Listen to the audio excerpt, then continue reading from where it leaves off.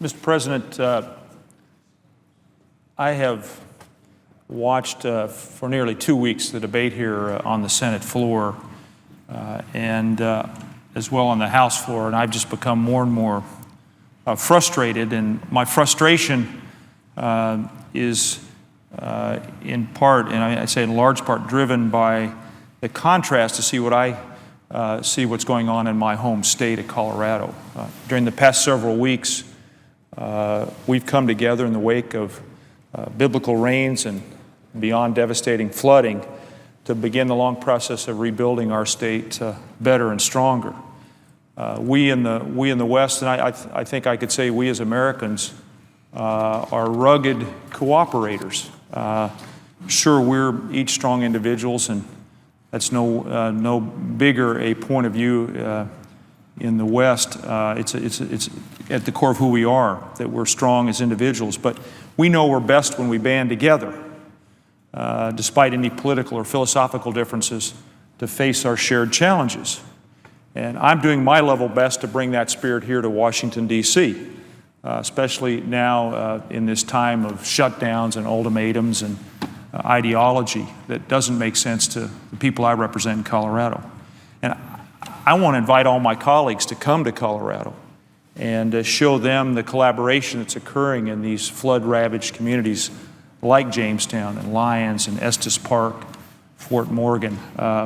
There's no games, there's no posturing, there's no politics, there's just a doggedness to make their communities better.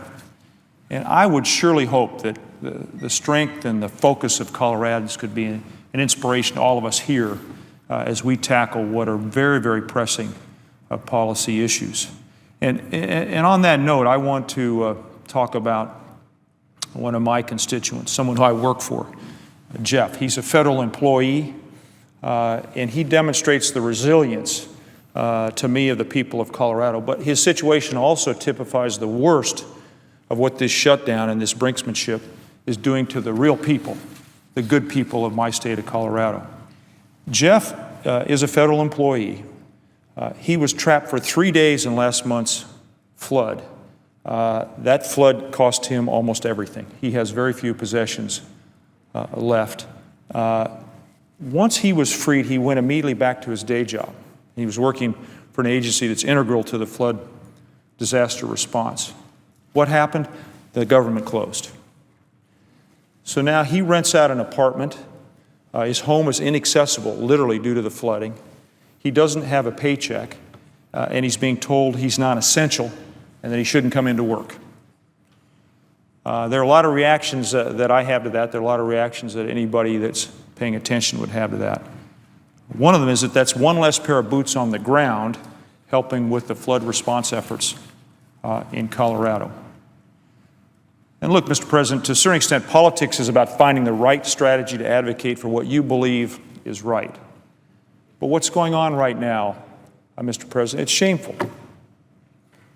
What's happening to Jeff is just flat out shameful. What we're seeing is one faction of one party and one chamber and one branch of government holding this nation's health, economy, and security hostage, and in the process causing the federal government to shut down and threatening a government default on our obligations. By doing so, these individuals are holding our flood recovery hostage. It makes no sense. I guess, Mr. President, you got to ask yourself why. Why would a small group, a faction, be doing this?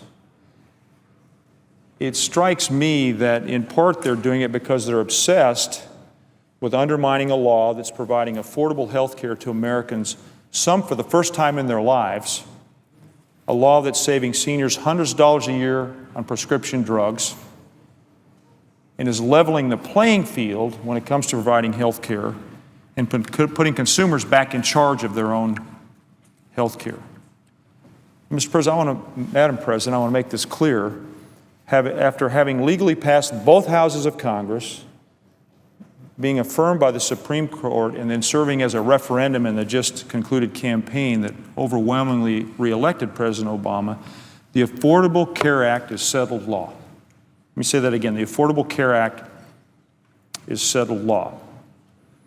But describing it as settled law alone, I know, isn't enough to resolve this latest crisis. So I'd like to take viewers and my colleagues back a decade when the presiding officer was a member of the House at that time as well, when President George W. Bush, pushed us to pass what was an unpaid-for Medicare prescription drug benefit. Members of my caucus over in the House have felt that this massive unpaid law was thrust upon us without due consideration and at a time when we shouldn't have been racking up further debt. And many of us on my side of the aisle were literally reeling with anger after it passed. It also passed in ways that, with which we disagreed in the middle of the night, literally. And the desk in the House was kept open, I think, as the presiding officer remembers, for close to 4 hours to find those last votes. I was angry. I'd voted against that Medicare prescription drug benefit. But I am sure I was as angry as some of my colleagues were when the Affordable Care Act passed over 3 years ago. So what did I do? I took a lot of deep breaths. I listened to the counsel of people I respect. I listened to my own counsel. And I not only decided it was settled law, but I decided to begin holding town halls and listening sessions so I could help my constituents sign up for it. I knew it was the settled law of the land, just like Obamacare is today, and I wanted my constituents to be best served by its implementation. So I went out and spread the word about the benefits, figured out what questions my constituents would have. I wanted them to sign up. I wanted to make it a success. I wanted them to have those benefits. So let's fast forward to today. Far from helping people, our friends and colleagues on the other side of the aisle have relentlessly spread uncertainty about Obamacare, attacked its implementation at every turn, and now have closed down the federal government over their concerns about it. We're in the 10th day of a government shutdown. Our national security is suffering. 70% of the intelligence community is furloughed. We don't have enough food inspectors on the job. Our veterans are not getting the services not only that they need, but they've earned. Our national parks are closed. It's hurt economies like ours in Colorado. I mentioned Estes Park. Estes Park is the gateway to Rocky Mountain National Park. If Estes Park is going to recover from these devastating floods, Rocky Mountain National Park has to be open for business. This isn't how the greatest nation in the world can go on doing business. Now, I've said from the very beginning, I know the presiding officer thinks she agrees with me, the Affordable Care Act is far from perfect. No man-made law is. And as with every law, it will undoubtedly need some improvements and some constructive changes during its implementation. And I'm committed to doing that, just like we did after President Bush moved his prescription drug law to the finish line. Now, in the past few days, we've seen statements indicating that some Republicans are starting to understand that this partisan focus on Obamacare is futile. So, as their next step, they've seized on yet another destructive tactic, manufacturing a new crisis, an even more serious, potentially devastating crisis than shutting down the government. What have they done? They're threatening the full faith and credit of the federal government to push their budget demands. They've threatened to force us past the deadline, which is October 17th, that's a week from today, when the United States will no longer be able to meet its financial obligations. Grandstanding on funding the government is bad enough, Madam President, but if we don't agree on a way forward to reopen the government, but we also don't agree on a way to ensure that the Treasury Department doesn't default on our nation's debt obligations, we will seriously damage global confidence in the United States. Make no mistake, there are some voices in this building who think that that won't happen. They are wrong. If we damage the global confidence in the United States, we're going to hamper our economic recovery. We will slow job creation. We make borrowing costs more expensive for government and families alike. This is no way to win the global economic race in which we find ourselves. Coloradans are telling me in every way they can that they expect a lot better than this. Ronald Reagan used to joke, in only the way that he could, that he wasn't worried about the debt. It's big enough to take care of itself. But every American should worry if Congress refuses to meet the obligations we've already made. Now, I know many Americans are worried about our debt and our capacity to pay the bills we've incurred. I've been worried about this for a long time. And I think if you'd ask anybody around here, they'd tell you that I'd vote in a minute for a sensible grand bargain. It's true. I've worked across the aisle and built a record of efforts to reduce wasteful spending and set our budget on a more sustainable footing. It should be one of our top priorities. It has to be one of our top priorities. I've been a longtime supporter of the line item veto. I supported the initial structure around which the Simpson-Bowles Deficit Reduction Commission worked. I called for an end to earmarks. I worked with Senator Coburn from Oklahoma on ending some wasteful public subsidies, including those for the political party conventions every 4 years. And it's why I was the first Democrat to champion a balanced budget amendment to the U.S. Constitution in many a year. I'm not the only member as well, Madam President, of my party that's been fighting for common sense reforms. This is critically important work. I would love nothing more than to bring a serious deficit reduction plan to the floor and pass it along with raising our debt limit to avoid an American default. But let me be crystal clear. To default on our debt because a grand bargain eludes us would make our debt and deficits even worse and thrust us into an economic tailspin. It's irresponsible to even suggest forcing America into default is a legitimate negotiating position. Let's sit down and have a grown-up discussion about these important issues, but not like this. Let's fund the government, let's pay our bills, and then let's sit down and negotiate again. Negotiation is good. Compromise is good. But we cannot have this important set of discussions with one party constantly threatening to shut down the government or throw our country into default, each of which makes our deficits and debt even worse.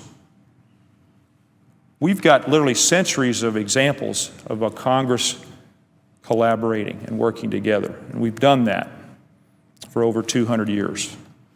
We can debate, we can have contentious back and forth, but in the end, we need to compromise and agree. We need a comprehensive and balanced deficit reduction plan that can pass both chambers and be passed into law. Madam President, no party gets to threaten the American economy and shut down the government when they don't get their way. No party gets to jeopardize middle-class families' 401ks or senior citizens' retirement savings or set our economic recovery back just because their positions aren't strong enough to prevail on their own. That just isn't the way to address our nation's shared problems. And trust me, our debt and deficits are a shared problem. We can do better. Madam President, I want to begin to conclude by again referring to the Coloradans I'm so fortunate to represent, just like the presiding officer I know is honored to represent the good people of Wisconsin. Coloradans have shown the true strength of our state in the wake of this tragic flooding that literally has wiped communities off the map and destroyed thousands of homes. If we could have done anything to prevent that natural disaster, we would have. We now face a potential man-made disaster. We've got to protect Americans from a looming man-made disaster that's emerging right here. We've got to bridge the partisan divide. We have to end this government shutdown. We have to stave off an American default. We have to pay our bills. We could do this today if Speaker Boehner would just allow the House to vote on a clean funding resolution that we've already sent to the House, with the House numbers in it, by the way. So let's just see a vote in the House. The continuing resolution would pass the House today with Republican and Democratic votes. So let's just vote. Let's hold the vote. The presiding officer and I served in the House, and when we were eager to go to work, we would shout, vote, vote, vote, work, work, work. It's time for the House to go to work. Let's vote to end this debt ceiling crisis and make sure that our nation pays the debts that it's already incurred. These are the basic functions of Congress. If we fail to act, history will never forgive us, any of us. Madam President, I yield the floor.